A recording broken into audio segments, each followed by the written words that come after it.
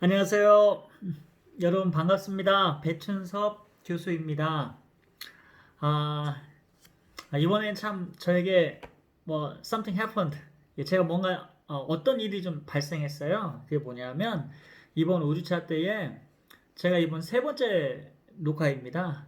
처음에 한번 녹화를 했는데 뭔가 좀 something wrong, 잘못돼가지고 다시 싹 지우고 두 번째 찍어서 웹하드하고 LMS 올렸는데 어, 금방 학교에서 연락이 왔어요. 문제가 생겼다고. 그래서 동영상이 되지가 않는 거예요. PPT만 올라가고. 그래서 PPT는 그대로 여러분 보시면 될 것 같고요. 그리고 강의를 제가 동영상으로 지금 따로 찍어서 지금 제공하도록 하겠습니다. 여러분 페이지 저번 시간에 무엇에 대해서 공부를 했냐면 어, 세계관의 특성에 관해서 우리가 한번 살펴봤죠. 네 가지가 있었습니다. 짧게 말씀을 드릴 것 같으면 바로 공유적 특성이 있었다. 사람들은 문화권이 동종 문화권에 있으면 보통 비슷한 세계관을 갖게 됩니다. 그래서 이 폴 히버트 같은 경우에 어떤 이해까지 드냐면 극단적인 방법으로 사람들이 자살하는 그러한 경향도 공유하는 특성이 있다는 거예요. 예를 들어서 서구 사회에서는 보통 총이나 뭐 이런 걸로 극단적인 방법을 취하고 그리고 여성들 같은 경우에는 보통 약을 먹고 뭐 이런 예를 잠깐 좀 들었는데 우리 대한민국의 문화도 그렇죠. 그러니까 우리가 굳이 배우려고 하지 않아도 그냥 공유하는 특성이 있는 것 같아요. 예를 들어서 이 제 아들이 막내 아들이 7살입니다. 7살인데 요새 막 언어도 배우고 뭐든지 막 배우는 상황에 있죠. 굳이 누가 알려주지 않아도. 근데 이제 어제 제 아이들이 뭐 만드는 걸 굉장히 좋아해요. 가위로 오려서 그림 그리고 그 오린 걸 가지고 서로 이제 가지고 역할놀이도 하고 뭐 이런 재밌는 놀이를 하는데 어제 이제 가위로 그 종이를 자르다가 손을 좀 비었어요.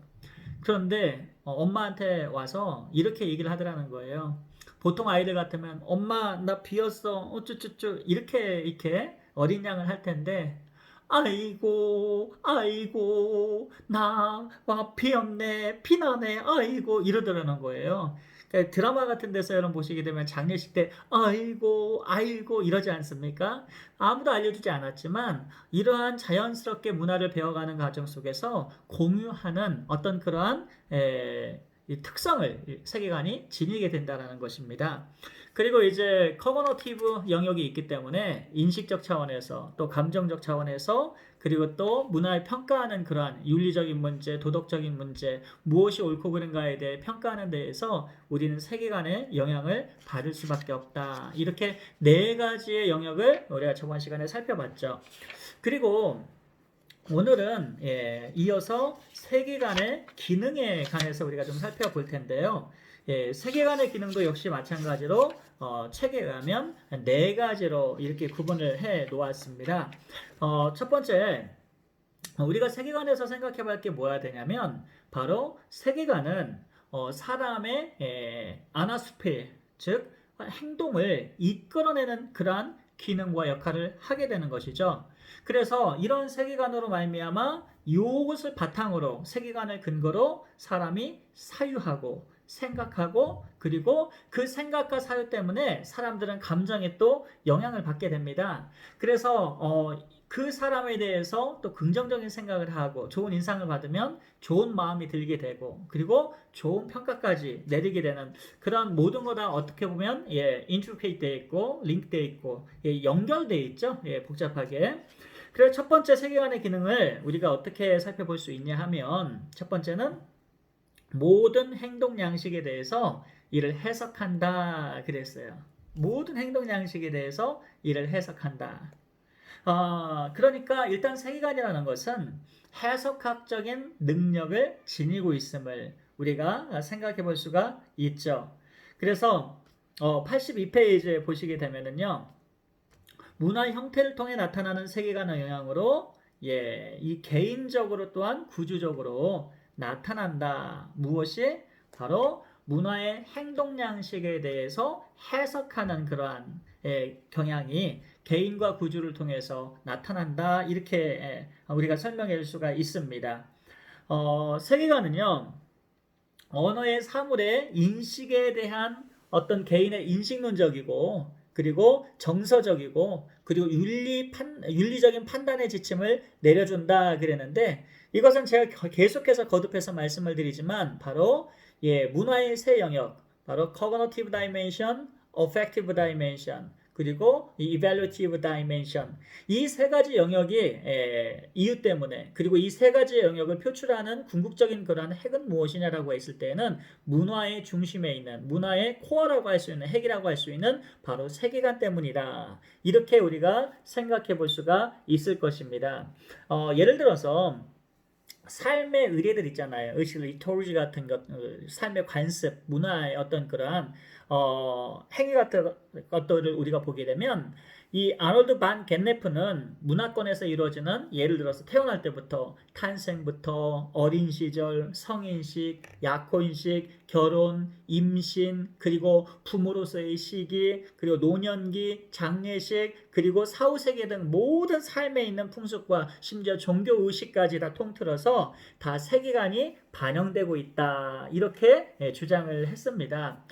그것도 우리가 충분히 이제 이해가 되는 것이, 여러분 한번 잘 생각해 보세요.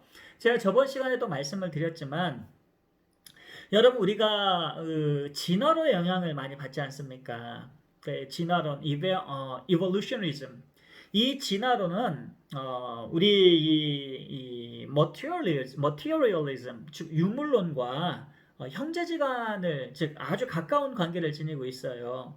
그리고 이 유물론은 데이즘이라고 하는 이신론과 가까운 그러한 관계를 맺고 있다라고 제가 설명을 드린 적이 있어요. 왜 그럴 수밖에 없냐 하면 초창기에 제가 좀 말씀을 2장에서 말씀을 드렸지만은, 그러니까 인본주의의 중심에 있는 어떤 사상, 즉 인간이 모든 척도를 쥐고 있고 그 전까지는 신의 영향을 받고 신을 위한 그러한 삶을 살았다라면, 신본주의 영향을 또 받았다라면 만물의 척도로서, 그리고 최고의 지성, 그리고 진화하는 그러한 존재로서 열성은 사라지고 우성이 살아남는 그러한 진화론이 결국에는 이 진화된 인간이 모든 것을 통치하고 신이 없는, 종교가 필요 없는 시대를 살 수 있을 것이다. 뭐 트릴치도 그런 얘기를 했고 진화론자는 그런 얘기를 했는데, 종교학에서 우리가 생각해 봤을 때 우리는 데이즘이라고 하는 이신론이 만들어졌죠. 이 계몽주의 시대, 계몽주의 운동과 함께 어우러져서, 그래서 이 데이즘, 신이 떨어져 나간 거죠. 우리의 삶 가운데서. 그리고 이 신이 필요 없는 세상, 왜 인간이, 진화된 인간이 모든 것을 통치하고 다스릴 수 있는 세상이 온 거죠. 그런데 이렇게 신이 떨어지고 난 다음에 모든 자연 만물, 우주 만물이 남게 되지 않습니까? 그래서 이런 물질만 남아서 물질주의인 이 유물론이 나오게 된 거고, 그리고 이 유물이 그냥 있을 수는 없죠. 그러면 우주 만물 딱 스탑되면 다 멸망하지 않습니까? 이 유물이 진화하는 거죠. 그러니까 이 인본주의와 그 다음에 이 이신론과 그 다음에 그리고 계몽주의의 그러한 결과로 나타나는, 그리고 또 유물론과 그리고 진화론은 궁극적으로 말했을 때에, 그리고 다 어떤 공통된 어떤 세계관을 지니고 있다고 말씀드릴 수가 있죠. 그러니까 이런 차원에서 봤을 때에 이러한 어떤 세계관은요, 그 세계관을 바탕으로 해석하는 능력을 지니고 있다. 이렇게 우리가 생각해 볼 수가 있어요. 두 번째로 우리가 생각해 보게 되면 동서양도 마찬가지입니다. 저는 이 동서양에서 그 동양의 어떤 기본적인 그런 세계관이 있어요. 동양 철학적인. 가장 기본적으로 우리는 유교의 영향을 받죠. 아시아는요. 가족이 중요하고 공동체가 중요합니다. 그리고 질서가 되게 중요하다고 생각을 해요. 그리고 충, 효, 예, 그러니까 충효, 예지신, 뭐 이러한 것들에 대해서 우리가 굉장히 높은 점수를 두고 있죠. 반면에 서구에서는 행동 양식에 대한 해석을 낳기 때문에 세계관이 이러한 것보다도 일단은 되게 도시화가 되고 현대화가 되는 과정 속에서 능력주의잖아요. 뭐든지 능력이 있고 힘이 있으면 되고. 그래서 대표적인 예가 노인에 대한 어떤 그러한 사상을 보게 되면 쉽게 드러나게 되죠. 우리는 부모님이 연로하시고 그러면 노인에 대해서 기본적인 예를 우리가 취하게 됩니다. 그러나 반면에 서구에서는 노인도 좀 능력이 있어야 되고 재물도 좀 있어야 되고 위치가 좀 있어야 되고 뭐 이러한 분들이 좀 이렇게 인정을 받고 그렇지 않게 되면 능력이 좀 부족하면 그 사람들의 세계관에 의해서 약간 좀 이 뒤로 우선순위가 물러나는 어떤 이러한 부분들을 우리가 좀 살펴볼 수가 있습니다.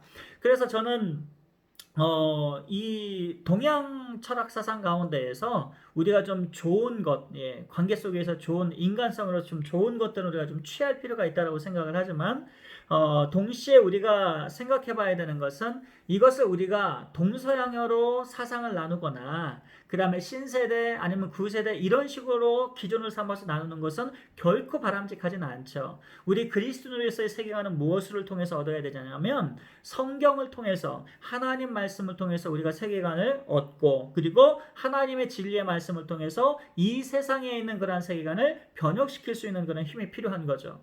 궁극적으로 보았을 때에 성경의 세계관을 우리가 좀 이렇게 공부하는 이유는 뭐냐면 하나님 말씀을 통해서 보게 되면 서구 세계관도 변혁의 대상이고 동양의 세계도 변혁의 대상이고 젊은 사람들의 세대도 변혁의 대상이고 노인들의 세대도 변혁의 대상이죠. 왜? 인간으로서 이 질서와 일반 은총로서 만들어온 아름다운 것들이 문화 안에 많이 있지만은 궁극적으로 봤을 때에 아브라함 카이퍼도 그랬고 조한네스 헤르만 바빙크도 마찬가지고 그리고 많은 종교 개혁자들, 개혁주의 신학자들이 그렇게 말씀을 주장했던 것처럼 문화 안에는 문화는 일반 은총으로 우리가 여기지만은 그럼에도 불구하고 인간의 커럽티드한 그러니까 문화가 타락한 부분이 오염된 부분이 있기 때문에 죄로 인해서 이런 부분들에 대해서 하나님 말씀으로 조명하고 비추어 보아서 궁극적으로 모든 문화를 하나님 말씀에 반하고 진리를 거스르는 데 대해서 개혁해야 되는 그러한 책임이 우리 교회와 그리스도인들 가운데 있다라는 것을 우리가 살펴볼 수가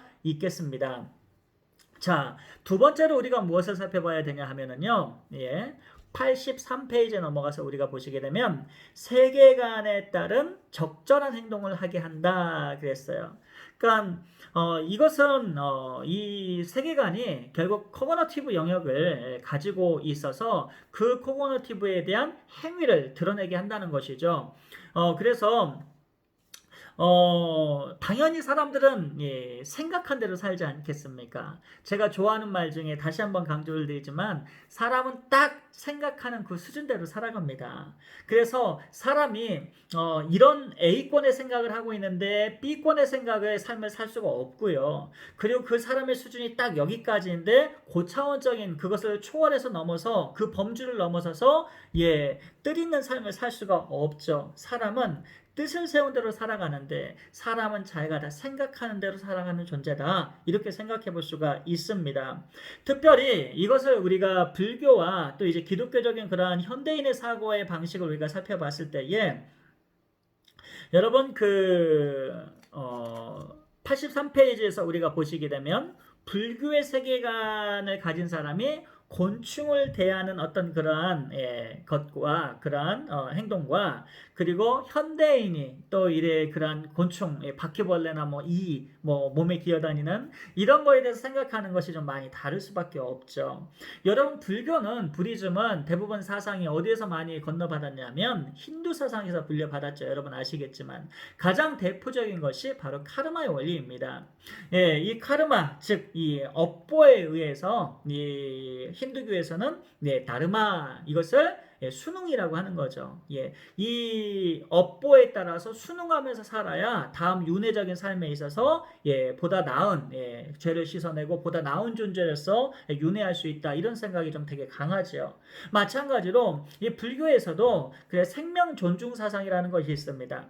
결국 생명 존중 사상이라는 것은 왜 나왔느냐? 힌두교에서 보게 되면 브라마니즘이 있죠. 브라만 사상에서 모든 것이 다 생명체가 나오지 않습니까? 궁극적인 그런 힘으로써 이 물론 이 나중에 힌두교 할 때 좀 더 자세히 살펴보긴 하겠지만은 힌두교는요 초창기에는 이 브라만이라는 존재가 비인격적인 존재였다가 나중에 불교가 나오면서부터 혁명이 일어나죠.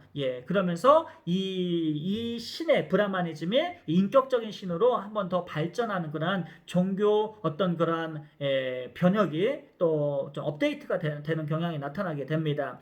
그래서 인간의 필요에 의해서 결국 브라마니즘도 좀 사상이 좀 바뀌게 되는데 따라서 이러한 브라만에서 모든 생명이 나왔기 때문에 다시 브라만에게로 돌아갑니다. 그러니까 그렇다면 이 세상에서는 삶은 어떻게 살아가야 되느냐? 모든 생명이 다 존중을 받아야 되고 가치가 있어야 되는 것이죠. 그러므로 인해서 해충이나 바퀴벌레를 볼 때에도 혐오적인 자세로 바라보는 것이 아니라 다른 생명으로 거듭나기 위한 다른 윤회적인 삶을 하기 위한 하나의 과정으로서 이 세상을 생명체를 이해하기 때문에 굉장히 이나 그런 바퀴벌레나 이런 것을 죽이질 않죠. 그러나 현대화된 어떤 세계관을 지닌 사람들, 그리고 사람 몸에 좀 해롭고 이런 것을 이제 좀 기독교적인 세계관이나 현대화된 세계관을 가지고 오게 되면 바퀴벌레 사람 몸에 좋지 않으면 얼마든지 죽일 수 있죠. 이런 상황인 거죠. 이 세계관이 다르면 당연히 삶의 어떤 그러한 행동 양식이 달라질 수밖에 없다라는 것을 우리는 좀 생각해 볼 수가 있을 것입니다. 자, 그리고 84페이지로 우리가 한번 넘어가서요. 자, 민족적 동질감과 정서적 안정감을 준다. 이랬어요. 자, 저는요, 이 민족적 동질감, 정서적 안정감, 이게 뭐냐면, 결국 세계관이 이 정서적인 안정감을 준다는 것이죠. 그리고 민족적 동질감이라는 것은 결국 이 세계관으로 인하여서 그 모든 그 ethnic people들이 세계관에 의한 생각과 그 다음에 감정의 영향을 받기 때문에 바로 동질감을 지닐 수밖에 없게 되는 것이죠. 대표적인 것이 저는 그리스도인과 비그리스도인의 삶 가운데에서 가장 중요한 그런 차이점이 뭐냐라고 했을 때요. 그리스도인들은 위기 상황이 오고 위험한 상황이 오게 되면 다윗의 시편을 한번 보십시오. 다윗의 시편이 다 내 말씀 같고 그리고 하나님을 찾아요. 궁극적으로. 진짜 리얼 크리스찬들은요. 위기 상황이 오게 되면 하나님을 찾지 않을 수가 없어요. 그래서 하나님께서 어떻게 말씀하시고 또 내가 어떻게 하나님의 말씀을 따라 진리에 따라 순종해야 될 것인가 그렇게 하나님 앞에 기도하면서 묻고 말씀에 대해서 순종하는 강한 열망이 일어나게 되는 거죠. 그래서 하나님과 연합되고 하나님의 그런 뜻에 따라서 살아드리고 싶은 마음이 일어나게 되는 것이죠. 그러면서 자연적으로 마음의 안정감을 찾게 됩니다. 요셉도 그랬고 그 다음에 다윗도 그랬고 다니엘도 그랬고 엄청난 위기를 겪죠. 인생에 있어서. 지금 코로나로 인하여서 우리의 삶 가운데서도 많은 위기가 있어요. 교회마다 몇 주 쉰 교회들은 교인들이 조금씩 떨어져 나가고 그리고 이 삶에 대한 애착과 두려움이 더 커져버리게 됐죠. 경제적으로도 그렇고 그리고 이 세상에서 먹고 마시는 것 때문에 눈에 보이는 것 때문에 육체의 일 때문에 너무나도 두려워하다 보니까 이 상황 속에서 또 거듭나고 하나님의 그러한 은혜를 붙들고 있는 분들은 더 하나님 앞에 나아가서 기도하고 하나님으로 인하여 안정감을 얻는 반면에 뭐 신앙생활 하면 뭐 다냐 당장 먹고 살 일이 급한데 이러한 세계관에 이렇게 붙들려 있는 사람들은 신앙을 버리기도 하고 교회를 떠나기도 하고 그 신앙생활을 느슨히 하기도 하고 이러면서 세상이 주는 그런 두려움과 공포에 더 떨면서 하나님을 믿어도 약하게 믿는 그러한 사람들도 나타나게 되는 거죠. 또 아예 교회를 또 공격하는 그런 사람들도 나타나게 되고요. 그러니까 이러한 현상들이 나타난 이유가 뭐냐? 바로 그들의 세계관 때문에 그런 것이죠. 그래서 이 교회를 핍박하고 이런 사람들은요, 교회만 없으면 뭐 잘 된다 뭐 이런 식으로 생각할 수 있겠죠. 그러나 우리 믿는 사람들은 알아요. 우리가 어쩔 때 진정으로 정서적인 안정감을 갖느냐? 주님이 내 안에 계시고 우리가 주님 안에 있고 그리고 주의 말씀을 들을 때에 우리는 거기서 엄청난 안정감을 얻습니다. 아무리 우리의 삶에 위태롭다 할지라도 그래도 우리가 전혀 물러날 수 없는 그러한 낭떠러지와 같은 그러한 위기에 몰려 있다 할지라도 사면이 초과한 그러한 위험 가운데 있다 할지라도 우겨쌈을 당한다 할지라도 우리는 주님 안에서 안정감을 얻게 되죠. 특별히 우리가 여행하는 사람들 우리가 살펴볼 수 있지 않습니까? 참 재밌는 것은요. 일본 사람들 또 우리 아시아 사람, 중국 사람들이 여행하는 습관이 조금 비슷해요. 이렇게 보시게 되면 우리 한국 사람은 또 아시안 사람들 가운데에서도 눈에 딱 띈답니다. 그게 왜 띄냐면 일단 한동안 우리 한국 사람 뭐 좋아했습니까? 그 산에 등산복 입고 다니는 거 되게 좋아했었죠. 그래서 여행 갈 때도 심지어 등산복 입고 가시는 해외여행 갈 때 그런 분들이 많대요. 그런 분들은 당연히 한국 사람이고 셀카 처음 나왔을 때 셀카봉 들고 다니는 사람 한국 사람들이 되게 많이 들고 다녔어요. 그것만 봐도 한국 사람인 거 알 수가 있죠. 제가 동남아에 가끔 이제 어느 지역에 이렇게 여행을 하다 보게 되면 가다 보면 요즘은 동남아 사람들은 다 셀카봉 들고 다녀요. 요즘은 오히려 이제 다 대중화가 돼가지고 그랬는데 뭐 좋은 것이 있으면 이렇게 대중화가 되고 근데 여행 부분에 있어서 이 아시아 사람들의 특징은 뭐냐면 최대한 많이 사진을 찍는 겁니다. 최대한 많이 여행지를 돌아다녀요. 그래 놓고 사진을 다 찍어 놓고 거기서 음미하거나 거기서 테이크 레스트 하거나 릴렉스 하거나 그거와 관계없이 다리가 피곤할 정도로 계속해서 여행을 하고 사진 찍고 나중에 친구들 만나서 따로 레스토랑이나 밥 먹으면서 식사를 하면서 아, 나 여기 좋았다. 이렇게 대화 나누면서 거기에서 안정감을 얻는 것 같아요. 저는 좀 이해가 되지 않아요. 왜냐하면 그렇게 여행할 것 같으면 그냥 진짜 뒷산에서라도 올라가서 마음의 평안을 얻고 쉬는 것이 그것이 전 진짜 여행이라고 생각을 하거든요. 서구에서는 이제 세계관은 대부분은 이제 이렇게 막 쫓겨다니면서 여행을 하기보다는 좀 찬찬하게 릴렉스 굉장히 중요합니다. 제가 남아공에서 유학생활을 할 때 백인 친구들하고 이제 교제를 하고 이러면 가장 많이 들었던 것 중에 하나가 릴렉스라는 얘기를 굉장히 많이 들었던 것 같아요. 그만큼 삶의 여유를 되게 추구하고 그리고 삶에 대해서 평안을 되게 추구하는 것 그런 사람들 제가 많이 만나서 그런지 모르겠지만 문화 자체가 좀 그랬던 것 같아요. 어찌됐든 우리 서구의 사람들이 그냥 이렇게 동양인처럼 새벽부터 밤늦게까지 사진 찍어 다니면서 관광버스 대절해가지고 돌아다니는 경우는 별로 제가 보진 못했던 것 같아요. 어쨌든 이러한 세계관의 차이에 따라서 이 마음의 정서적 안정감을 갖는 것이 다르다는 것입니다. 아까는 우리 그리스도인들은 하나님 앞에 위기상황 때 찬송하고 예배드리고 말씀 듣고 그리고 공동체 안에서 이러면서 안정감을 좀 우리가 얻게 된다고 말씀을 드렸는데 세상 사람들은 어쩔 때 많이 안정감을 얻습니까? 내가 모든 것을 컨트롤할 수 있다라고 생각할 때 안정감을 갖게 되죠. 그래서 사람들이 불안정하기 싫어서 재물을 추구하고 높은 자리에 올라가고 그러고 자가 하나님 없이 살아도 안정된 마음을 갖고 싶어서 찾는 그러한 수단과 방법들이 세상 사람들의 원리인 거죠.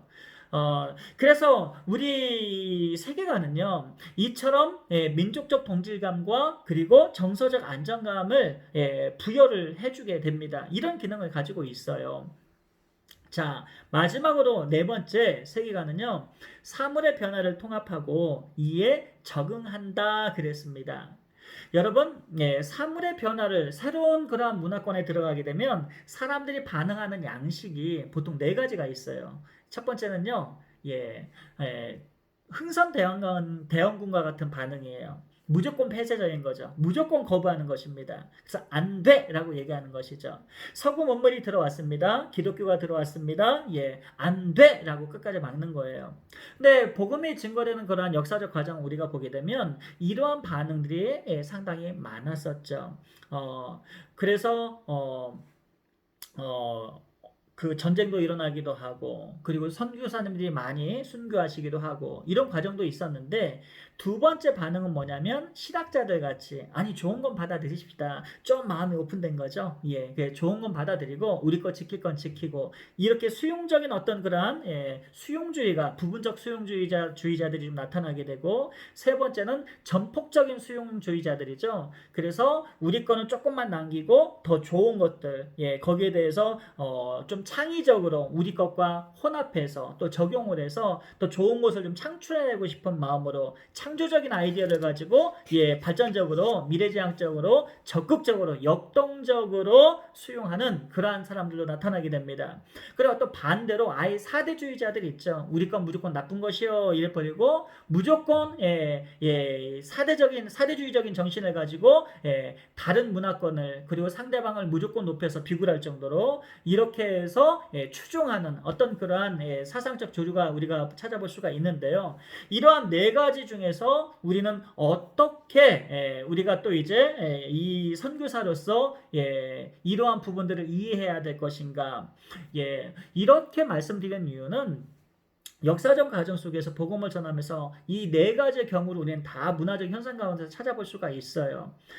따라서 이것은 그 사람들의 어떤 ethnic people들의 어떤 그런 세계관으로 우리가 살펴볼 수가 있고요. 그리고 같은 공동체라 할지라도 그 집밥담치 안에서 역시 마찬가지로 이 사상적 조류에 따라서 그들이 갖고 있는 세계관에 따라서 달라질 수 있어요. 그래서 다른 이데올로기가 나타날 수 있는 것이죠. 정치에서도 여당이 있으면 야당이 있고 또 중도가 있고 뭐 이런 것처럼 이것은 모두 세계관의 기능을 통해서 나타나는 현상이다. 우리가 이해해 볼 수 있는 것이죠. 이것을 통해서 우리가 가야 될 길은 무엇이냐면 결국 하나님의 그리스도의 복음을 가지고 이러한 현상적 조류가 나타났음을 충분히 인지를 하고 이러한 세계관을 가진 사람들에게 가서 복음을 전하고 복음을 통해서 그들이 변화되고 그리고 문화 변혁을 일으키는 어떤 그러한 목적을 가지고 우리가 진리를 증거하며 나아가는 사역을 해야 된다라는 점에서 오늘 강의를 말씀을 드리겠습니다. 자, 여기까지 제 강의를 들으셔서 감사드리고요. 다음 시간에 또 뵙겠습니다. 감사합니다.